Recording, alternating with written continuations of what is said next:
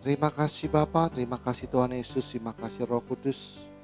Kami telah bersekutu dengan tubuh dan darah-Mu Yesus.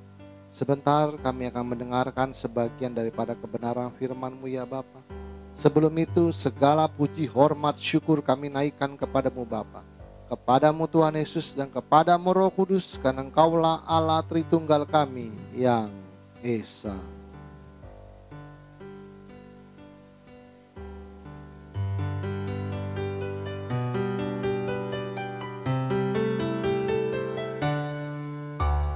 Hormat bagi Allah Bapa, hormat bagi anaknya, hormat bagi Roh penghibur ketiganya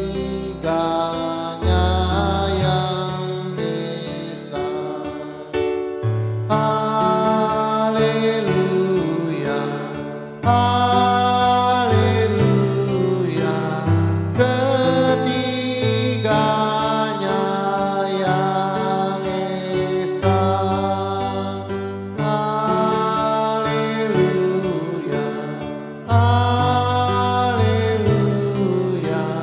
ketiganya yang Esa.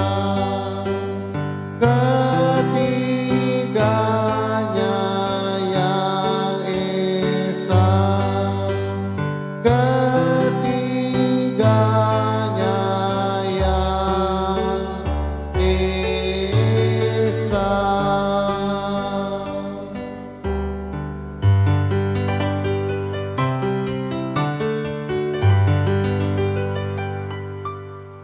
Berikanlah kami pengetahuan, pengertian, dan akal budi-Mu ya Tuhan, supaya kami menjadi orang bijaksana dan rendah hati seperti diri-Mu. Urapi hamba-Mu pada saatnya Bapa, Kau menjamal ya bibir hamba-Mu Roh Kudus. Biarlah apa yang hamba perkatakan menjadi kebenaran-Mu yang sempurna di akhir zaman ini Tuhan. Sembunyikan hamba-Mu di balik salib-Mu, biarlah Engkau semakin besar dan hamba-Mu semakin kecil. Persiapan hati kami, bagian tanah yang subur di dalam hati kami, supaya firman-Mu yang berbentuk logos tulisan mati menjadi rema dalam kehidupan kami. Terima kasih Bapa, terima kasih Tuhan Yesus, terima kasih Roh Kudus. Di dalam nama Tuhan Yesus kami telah berdoa dan mengucap syukur. Haleluya, kita yang percaya katakan amin. Mari kita ucap salam kita, 1, 2, 3. Salutam en Christo en dunameon energia mata. Salam di dalam Kristus, di dalam kuasa mukjizatnya. Amin. Silakan duduk. Shalom semuanya. Selamat pagi semua. Oke, sekarang jam berapa? Setengah 12. Ya, kurang lebih 12.10. Ya, 12.10 kurang lebih. Setengah jam saja. Oke, sekarang kita lihat 2000 tahun yang lalu. Pada tahun 2000 tahun yang lalu kurang lebih Yesus tidak pernah mengatakan mudah-mudahan sembuh, semoga sembuh, kalau menurut kehendak Bapa sembuh, engkau akan sembuh. Tuhan Yesus juga tidak pernah bilang kurang yakin sih sama saya, atau kurang beriman sih sama saya. Tuhan Yesus jika menumpangkan tangan pasti sembuh dan pasti terjadi mujizat. Nah ini yang akan kita lihat rahasianya ada di mana. Mari kita akan lihat satu persatu kepastian mukjizat oleh Tuhan Yesus. Pertama adalah demam. Ini yang gampang dulu, yang paling gampang. Sakit yang paling gampang adalah demam. Demam. Oke, Lukas 4:38, 49. Kemudian ia meninggalkan rumah ibadat itu dan pergi ke rumah Simon, adapun ibu mertua Simon demam keras. Dan mereka meminta kepada Yesus supaya menolong dia. Maka ia berdiri di sisi perempuan itu lalu menghardik demam itu dan penyakit itu pun meninggalkan dia. Perempuan itu segera bangun dan melayani mereka. Jadi demam, yang sakit demam aja bisa. Berarti kalau batuk pilek bisa ya. Cuma kalau lagi KKR batuk pilek maju ke depan semua, gimana caranya?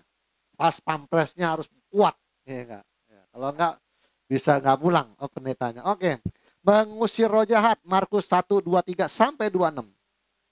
Pada waktu itu di dalam rumah ibadat itu ada seorang yang kerasukan roh jahat. Orang itu berteriak, "Apa urusanmu dengan kami, hai Yesus orang Nazaret?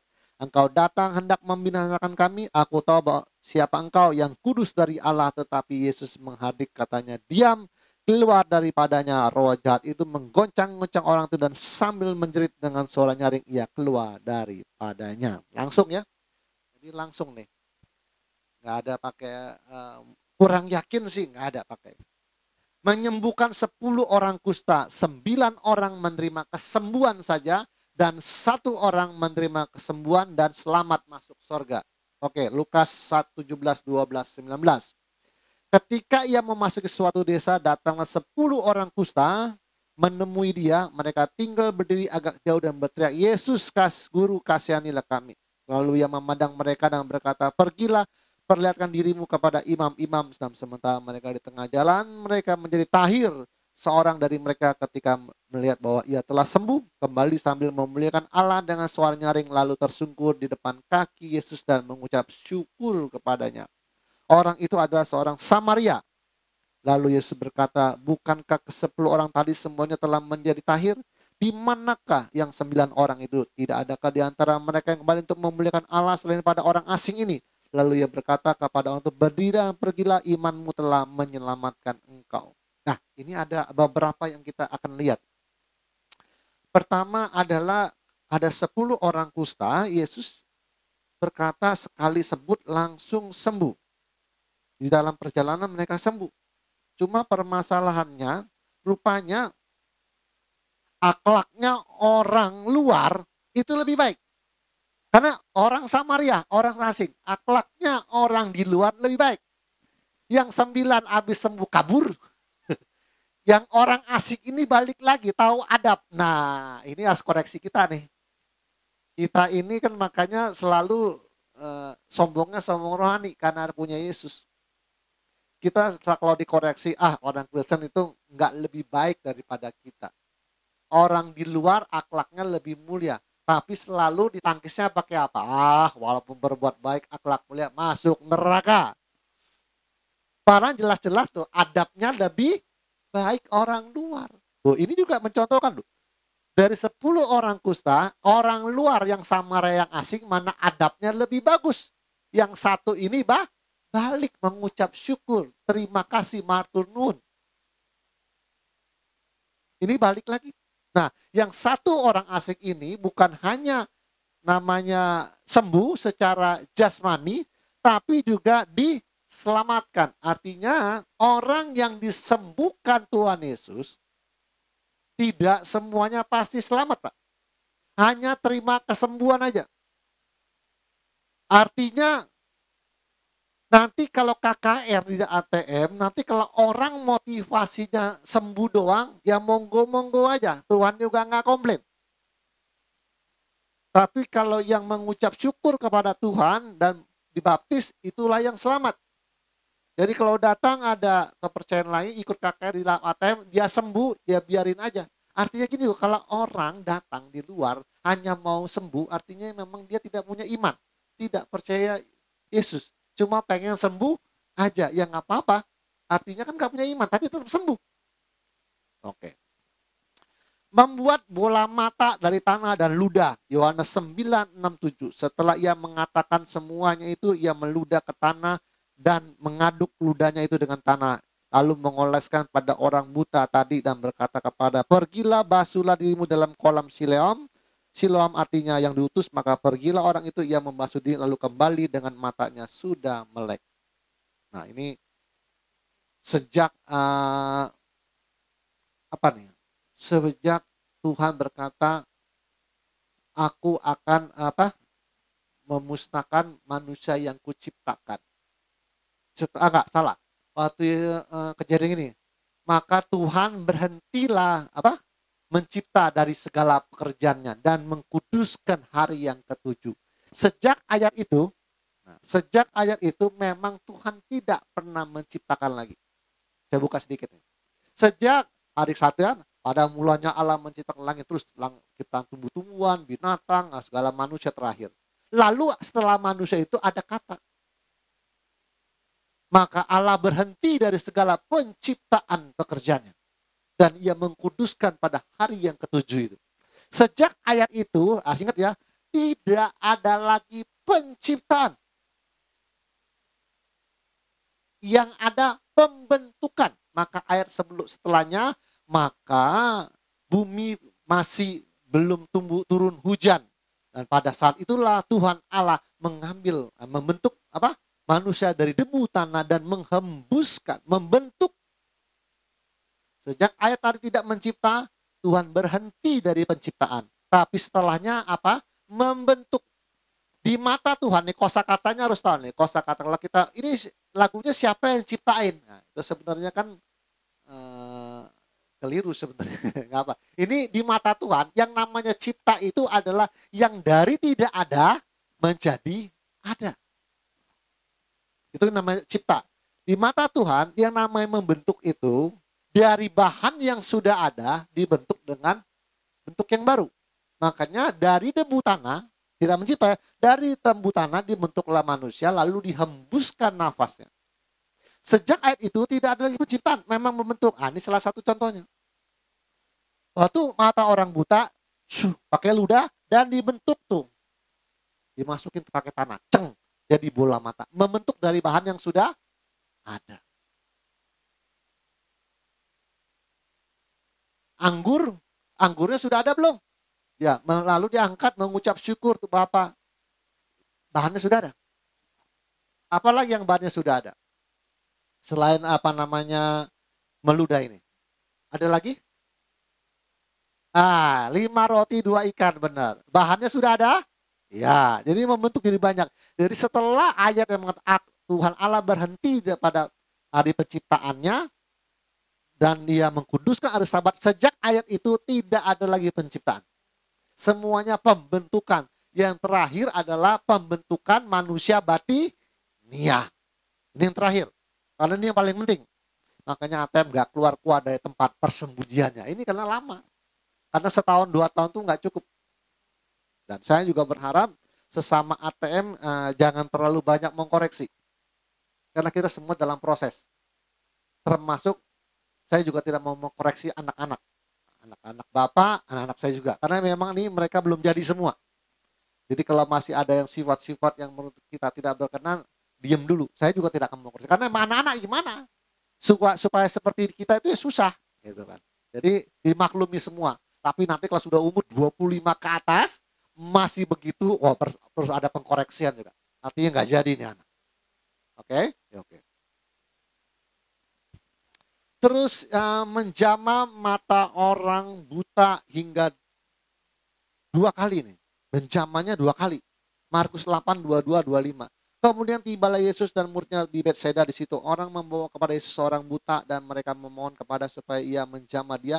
Yesus memegang tangan orang buta itu dan membawa dia keluar kampung. Lalu ia meludahi mata orang itu dan meletakkan tangannya ke atasnya dan bertanya, sudah kau lihat sesuatu?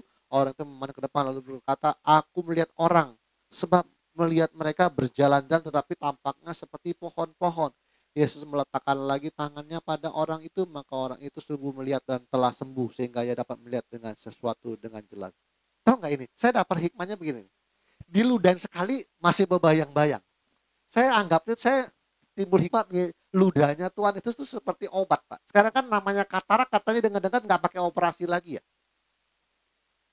Udah dengar belum? Katanya sekarang orang-orang yang katarak hanya diteteskan air. Nanti luntur kataraknya. Benar atau tidak saya nggak tahu. Sekarang katanya udah nggak pakai operasi lagi, pakai cairan khusus.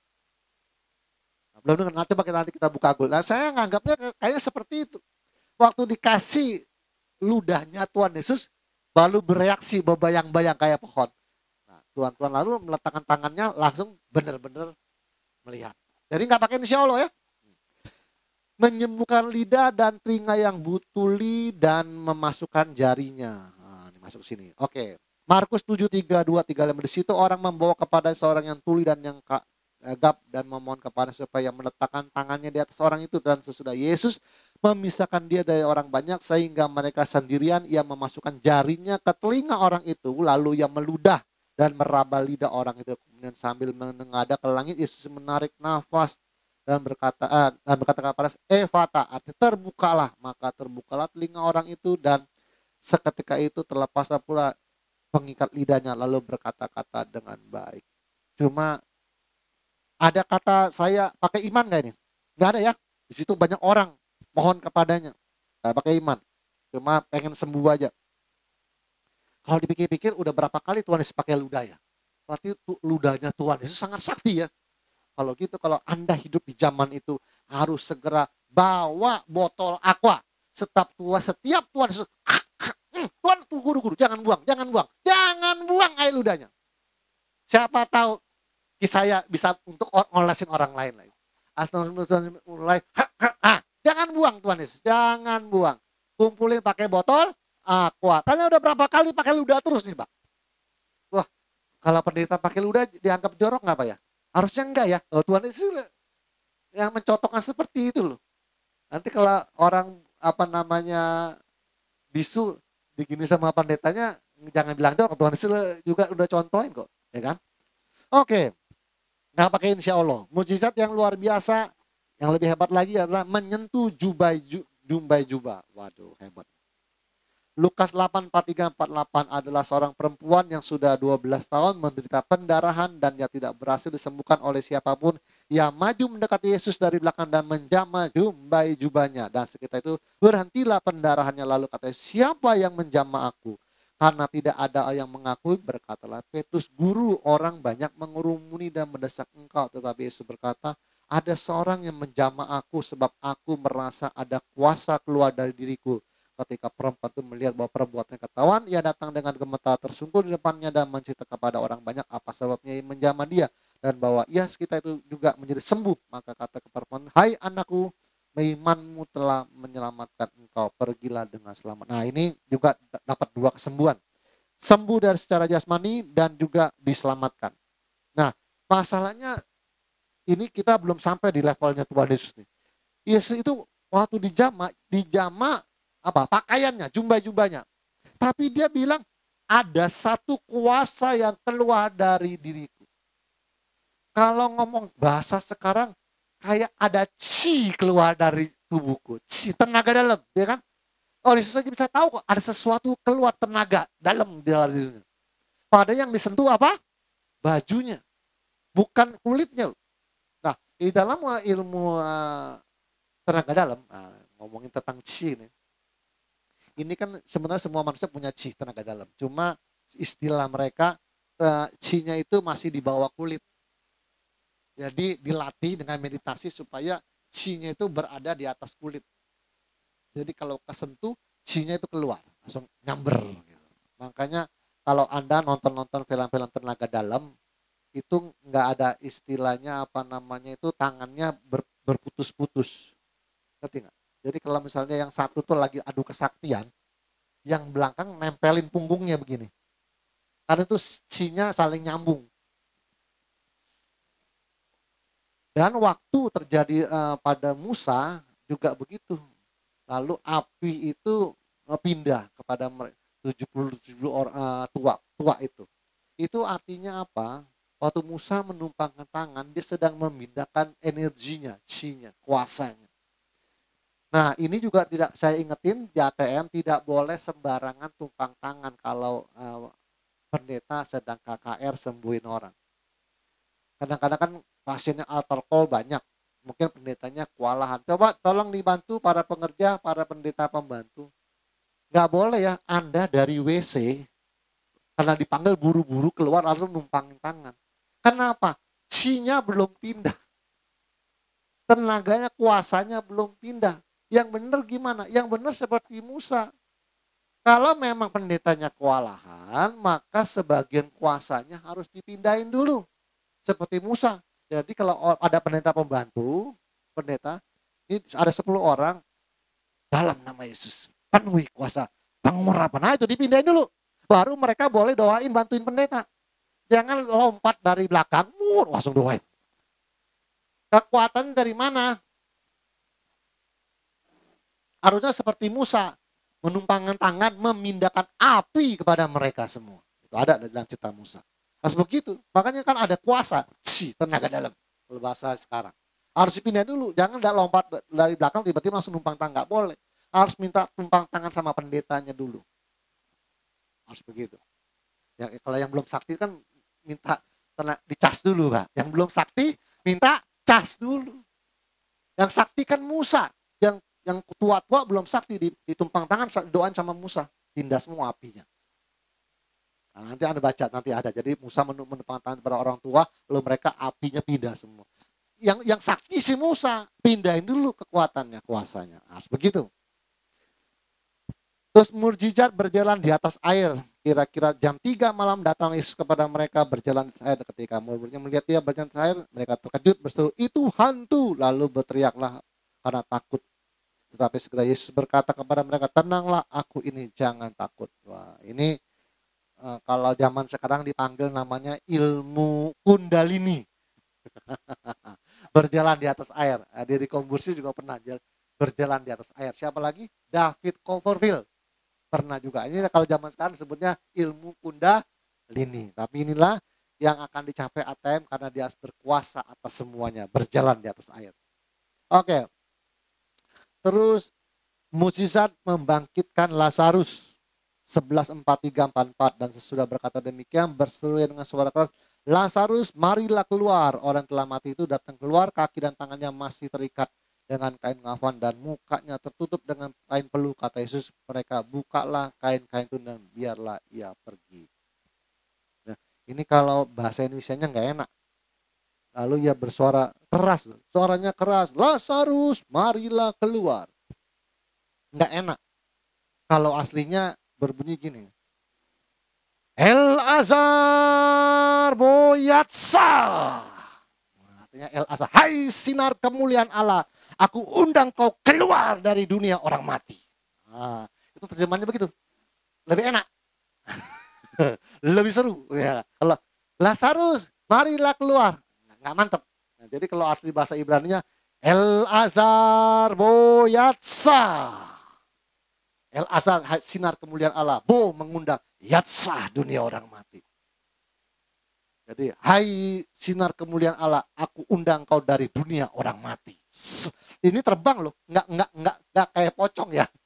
Kalau zaman dulu kan bentuknya goa di bawah kan, itu langsung waktu El Azar langsung terbang, ada di depan goa. Makanya saya bilang sekarang buka kainnya, biarkan dia pergi. Wah. Tapi saya sebenarnya udah nego sama Tuhan jauh-jauh. Saya usahakan Tuhan yang udah mati nggak mau bangkitkan, kecuali disuruh. Saya ada nego sama Tuhan, saya bilang nanti kalau sudah sakti, saya usahakan tidak mau bangkitkan orang mati.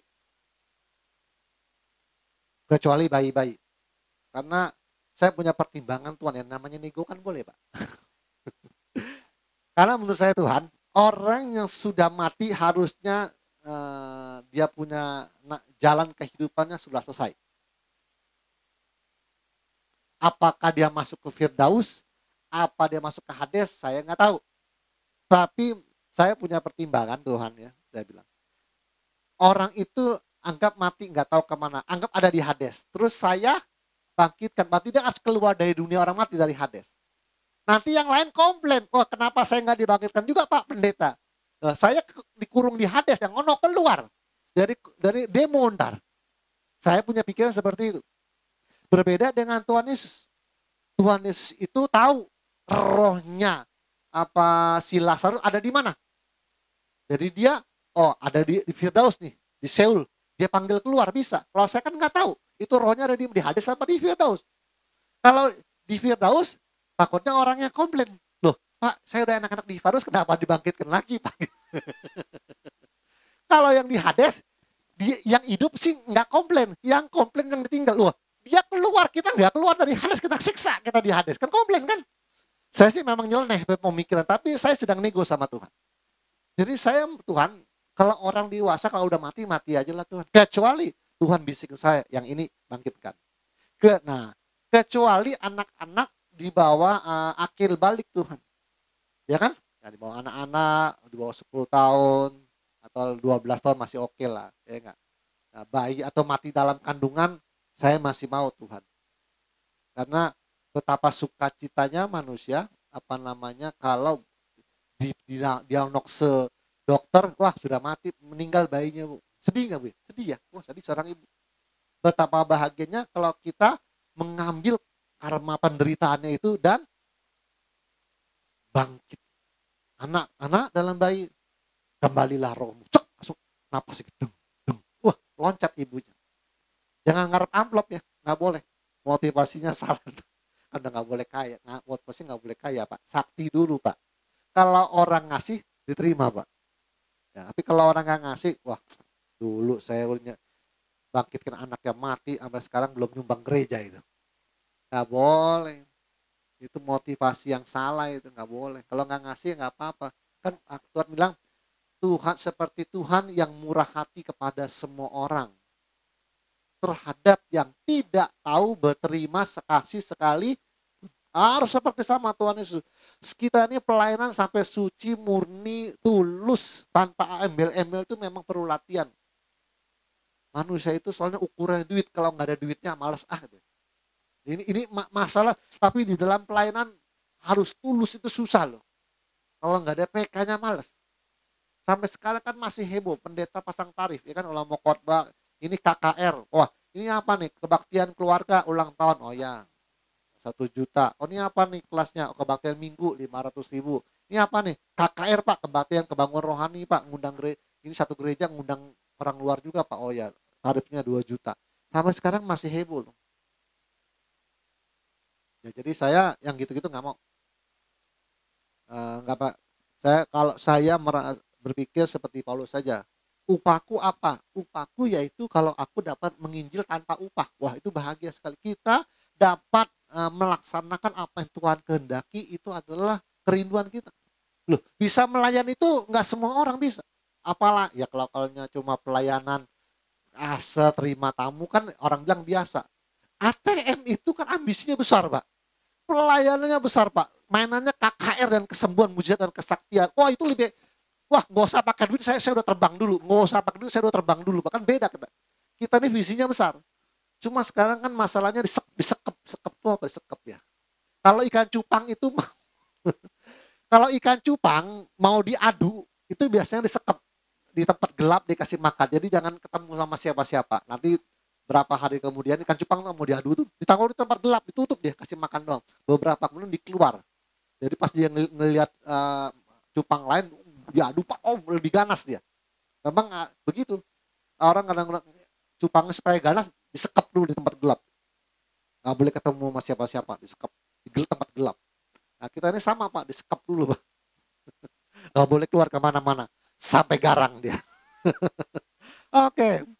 Terus mujizat memberi makan 5.000 orang. Nah, Yohanes 6:11 kata Yesus, suruhlah orang itu duduk, mau turun tempat ini banyak rumput, maka duduklah orang-orang itu kira-kira 5.000 laki-laki banyak. Lalu Yesus mengambil roti itu, mengucap syukur dan membagikan kepada mereka yang duduk di situ. Demikian juga dibuatnya dengan ikan sebanyak yang mereka kedak. Jadi ini mujizat.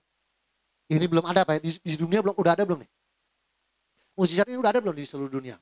Udah pernah dengar belum ya? Belum ada ya? Ya, yang bisa memberi makan dengan mujizatnya udah pernah dengar belum? Ada ya? Pernah dengar ya? Masa? Jadi makanannya diperbanyak, didoain gitu. Saya maunya seperti ini nih. Jadi terserah. Misalnya yang hadir misalnya 500 orang. Pendetanya angkat daging rendang gitu. Sekarang kan jangan angkat roti. Daging rendang terus mengucap syukur, rendangnya jadi banyak gitu. Sudah pernah dengar? Oh ya, saya sih belum pernah nih. Ibu udah belum? Ibu kan pernah nggak? Ada. Saya nggak tahu, saya juga belum pernah dengar nih ya mujizat yang ini. Tapi kalau Bapak pernah, oke aja, anugerah berarti kan. Kalau pendeta berjalan di atas air, udah pernah dengar belum? Pernah ya? Kecuali jangan saya baba. Ya, ya, yang ini yang jarang-jarang. Oke. Kalau yang manjangin kaki ada, yang manjangin. Yang manjangin yang pendek sebelah, salah satunya adalah saya. Jadi saya didoain sama, saya sebut aja nih pendetanya, namanya Pendeta Ruyandi Hutasoid. Di tangan saya itu kalau begini nih, begini.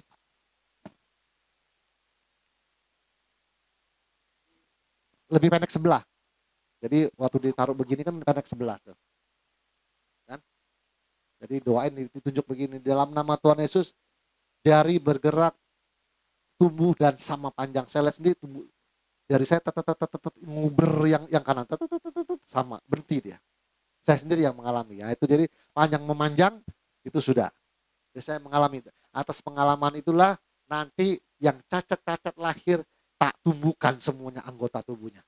Karena saya mengalami sendiri kalau soalnya. Ini kan jarang nih. Yang kakinya lahir cacat, nggak punya kaki. Tapi jangan yang kena senso putus atau ketabrak mobil minta di Pak tumbuhin lagi tangan saya Pak. Ini ketabrak mobil Pak. 10 tahun yang lalu putus di sini Pak. Bisa nggak Pak? Bisa sih sebenarnya. Cuma menurut saya pertimbangan saya lagi kayaknya ya sudah, itu sudah nasib Mona. Tapi kalau yang lahirnya cacat, nggak punya tangan, nggak punya kaki, nah, saya mau kita tutupin pakai kain di dalam nama Yesus, kaki tumbuh sempurna dalam nama Yesus, angkat kainnya udah tumbuh sempurna. Nah ini saya berani yakin karena saya mengalaminya sendiri. Oke. Terus mukjizat menyembuhkan sakit ayan, epilepsi. Tersiar berita tentang dia, Matius 4:24. Di seluruh Syria dan dibawa kepadanya semua orang duduk buruk keadaannya, yang menderita berbagai penyakit dan sengsara, yang kerasukan, yang sakit ayan dan yang lumpuh, lalu Yesus menyembuhkan mereka. Sudah pernah dengar belum ayan disembuhkan oleh pendeta? Jarang-jarang juga nih, ini penyakit juga yang jarang-jarang nih. Oke, mukjizat memerintahkan angin danau. Markus 4:38-39, pada waktu Yesus datang tidur di buritan di sebuah tilam, maka muridnya membangunkan dia dan berkata, "Guru, engkau tidak peduli kita akan binasa?" Ia pun bangun menghadik angin itu dan berkata kepada danau itu, "Diam, tenanglah." Lalu angin reda dan danau ini menjadi teduh sekali. Kalau ini saya yakin, kalau nanti suatu saat kalau penginjilan di dalam hutan, kita naik perahu melewati sungai, kalau sampai perahunya tenggelam, ada angin apapun, selat, biasanya selat Pak ya, yang suka ada angin, kalau terjadi begitu kita bisa seperti Titanic. Ya. Di depan katakan dalam nama Yesus, diam dan tenanglah, itu bisa. Terus mukjizat tetap terjadi walau tidak percaya. Ini lagi ngomong mukjizat nih, nggak ngomong kayak nih. Ntar yang lain itu nanti nyusul. Kalau udah sakti semuanya ngikut. Ya, udah pasti ngikut lah. Oke. Mukjizat tetap terjadi walau tidak percaya. Mukjizat tetap terjadi walau tidak percaya. Iman kecil menjadi iman yang lebih besar. Markus 9:23-25. Jawab Yesus katamu, jika engkau dapat, tidak ada yang mustahil bagi orang yang percaya. Segera ayah anak itu berteriak, aku percaya, tolonglah aku yang tidak percaya ini. Nggak percaya. Kan selama ini dibilang, kurang yakin sih, kurang beriman dengan Yesus sih. Makanya nggak sembuh datang ke KKR, walaupun pendetanya sering bikin KKR, tapi nggak sembuh, kurang iman sih. Atau orang bisa, yang paling sekarang yang lebih hebat dia bilang, oh belum waktunya sembuh. Terus kapan Pak Pendeta? Nggak tahu ya. Kan saya mau bilang, hanya selalu pasien yang disalahin. Kenapa nggak pendetanya yang disalahin? Kan ini kan bermain di ranah kesaktian Pak, bukan ranah kedokteran. Kalau dokter itu hanya berusaha, tapi Tuhan yang menentukan. Kalau main kesaktian itu Tuhan yang nentuin. Manusia berusaha, Tuhan yang menentukan. Ini kita nggak pakai usaha manusia, tetapi Tuhan yang menentukan. Kesaktian itu bukan usaha kita, tapi Tuhan yang menentukan. Karena bermainnya di sana. Udah nggak pakai usaha manusia, kesaktian usahanya Tuhan. Oke, nggak pakai iman. Ya, jadi ini nggak punya iman, tapi sembuh. Lalu dia, hai kau roh-roh yang menyebabkan orang menjadi bisu dan tuli, aku membentukkan engkau keluar daripada ini dan jangan memasukinya lagi. Tuh, langsung. Nggak pakai percaya. Terjemahan LT-nya lebih gampang. Kalau aku dapat, Yesus bertanya, segala sesuatu mungkin asal engkau mempunyai iman. Segera ayah anak itu menjawab, saya mempunyai iman, tapi tolonglah agar saya mempunyai iman yang lebih besar. Jadi imannya agak ragu-ragu, agak kecil. Benar nggak Yesus ini bisa nyembuhin? Jadi agak begitu dia. Jadi tolonglah supaya iman saya lebih besar. Iyalah, namanya disembuhin kan, imannya naik. Oke, terus. Nah, aslinya itu apistia dalam bahasa Yunani atau terjemahnya weakness of faith atau lemah iman. Tolonglah saya yang lemah iman ini supaya imannya lebih besar. Nah, itu tadi imannya setengah-setengah, oke? Sekarang kita cari ayat yang tidak pakai iman. Mukjizat tetap terjadi walau tanpa iman. Yohanes 5:59. Di situ ada seorang yang sudah 38 tahun lamanya sakit. Ketika Yesus melihat orang itu, berbaringlah di situ, dan karena ia tahu bahwa ia telah lama dalam keadaan itu, berkatalah ia kepadanya, maukah engkau sembuh? Jawab orang sakit itu kepada Tuhan, tidak ada orang yang menurunkan aku ke dalam kolam itu apabila airnya mulai goncang. Dan sementara aku menuju ke kolam itu, orang lain sudah turun mendahului aku. Kata Yesus kepadanya, bangunlah, angkatlah tilammu dan berjalanlah. Dan pada saat itu juga sembuhlah orang itu. Lalu ia mengangkat tilamnya dan berjalan. Tetapi hari itu adalah hari Sabat. Orang ini pengharapannya sama Yesus atau pada kolam? Pada kolam. Artinya Yesusnya tidak percaya. Ternyata kalau Tuhan yang mau, bisa.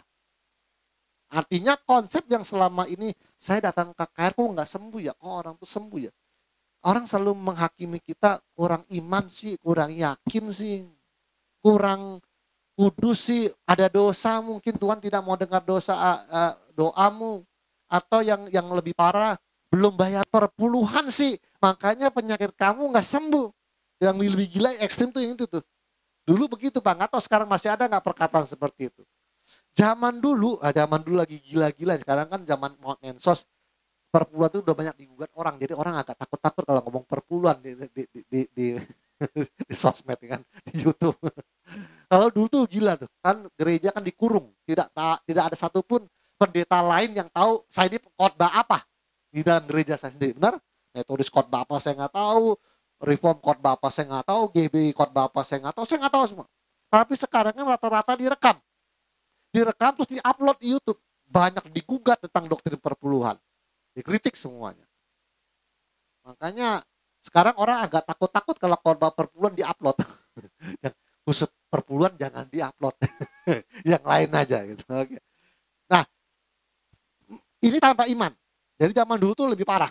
Sampai orang tuh mungkin ibu belum bayar perpuluhan kali. Makanya penyakitnya nggak sembuh. Ibu masih ada utang sama Tuhan. Dulu begitu, tapi sekarang udah nggak berani lagi. Oke. Bahkan orang ini sudah 38 tahun sakit, tidak mengenal Yesus. Yohanes 5:13. Karena itu orang-orang Yahudi berkata kepada orang-orang yang baru sembuh itu, hari ini hari Sabat, tidak boleh engkau memikul tilammu. Akan tetapi ia menjawab mereka, orang yang telah menyembuhkan aku, dia yang mengatakan kepadaku, angkatlah tilammu dan berjalanlah. Mereka bertanya kepada, siapakah orang itu yang berkata kepadamu, angkatlah tilammu dan berjalan. Tetapi orang yang baru sembuh itu tidak tahu siapa orang itu, sebab Yesus telah menghilang ke tengah-tengah orang yang banyak di tempat itu. Artinya ibu ini sembuh, tidak percaya Yesus. Jangankan percaya, kenal aja kagak tuh, nggak tahu siapa orang itu. Pokoknya dia suruh saya angkat tilam. Benar-benar kosong Pak, nggak ada punya iman nih. Nggak punya keyakinan, nggak ada perpuluhan, doktrin perpuluhan, nggak ada apapun nih. Tapi kok yang pertanyaan adalah, kenapa bisa sembuh? Oke? Sudah lewat 30 menit. Nah, minggu depan saya akan bahas tentang kalau kita perhatikan atau tidak sembuh, seseorang didoakan oleh hamba Tuhan tidak tergantung dari iman orang yang sakit. Oke, jadi kesimpulannya nih dari semua yang kita baca tadi, rupanya kalau sembuh atau tidak sembuh itu tidak tergantung oleh pasiennya, tapi tergantung Tuhan Yesusnya. Oke, oleh karena itu sekarang pemikiran harus dirubah. Sembuh atau tidak sembuh tidak dipengaruhi oleh jemaat yang altarkol, tapi tergantung pendetanya sakti atau tidak. Tegas ya. Jadi mulai hari ini pikirannya dibalik. Kalau dulu pasien yang selalu salah, kurang yakin sih, kurang doa sih, kurang bayar perpuluhan sih, kurang beriman sih. Jadi pasien yang disalahkan. Sekarang saya balik, sembuh atau tidak sembuh tidak tergantung kepada jemaat yang altar call. Tergantung Tuhan Yesus, tergantung pendetanya. Makanya saya selalu mengulang-ulang, pendetanya kurang, sakti Tuhan Yesus memberkati. Mari kita berdoa. Terima kasih Bapa, terima kasih Tuhan Yesus, terima kasih Roh Kudus. Hamba-Mu telah selesai ya Tuhan. Kumpulkan kami minggu depan Tuhan dengan terima terbaru dan pembukaan rahasia Tuhan, pengurapan-Mu yang tertinggi. Pengurapan kami dengan kekuatan roh itu lebih mulia daripada apa yang dilakukan oleh Musa. Apa yang dilakukan Musa yang begitu luar biasa. Tidak ada apa-apanya dibanding dengan pelayanan menurut roh. Itulah pembukaan rahasia-Mu pada akhir zaman itu Tuhan. Jadikan kami seperti itu Tuhan. Supaya kami dipakai luar biasa menjelang akhir zaman dan rapture ini Tuhan. Terima kasih Bapa, terima kasih Tuhan Yesus, terima kasih Roh Kudus. Di dalam nama Tuhan Yesus kami telah berdoa dan mengucap syukur. Haleluya, kita yang percaya katakan amin. Tuhan Yesus memberkati.